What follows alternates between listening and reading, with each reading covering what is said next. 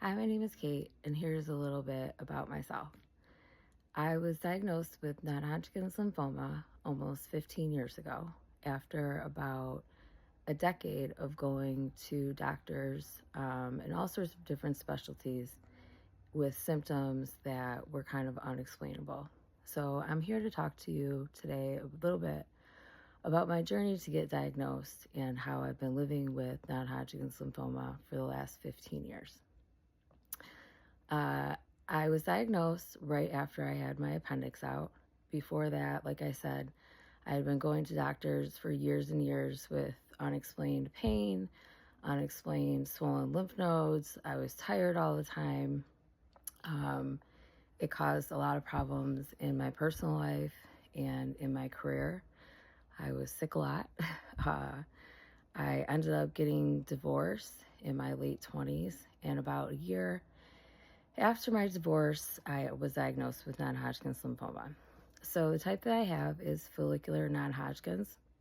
It has transformed into what's called diffuse large B-cell lymphoma, which is a more aggressive type of lymphoma. Follicular non-Hodgkin's is considered an indolent lymphoma that can take years to get diagnosed, and it also is considered a slow-growing lymphoma. So I had symptoms of it pretty much since high school. They thought I had mono for a long time. I never tested positive for it. They thought I had Lyme disease in high school. They tested me for leukemia. They had biopsied one of my lymph nodes. And when the biopsy came back negative, the idea of cancer was just kind of written off. But what happens is sometimes you can have cancer in just one part of the lymph node. So if you don't excise or remove the whole lymph node and biopsy it, if you just do like a needle biopsy, you could actually biopsy the lymph node and it comes back negative because you didn't hit like the right spot of the lymph node. So for years after that, I just kind of had these symptoms and no one believed me. My husband at the time that I dated and then married, we were together for about 8 years, would call me a hypochondriac.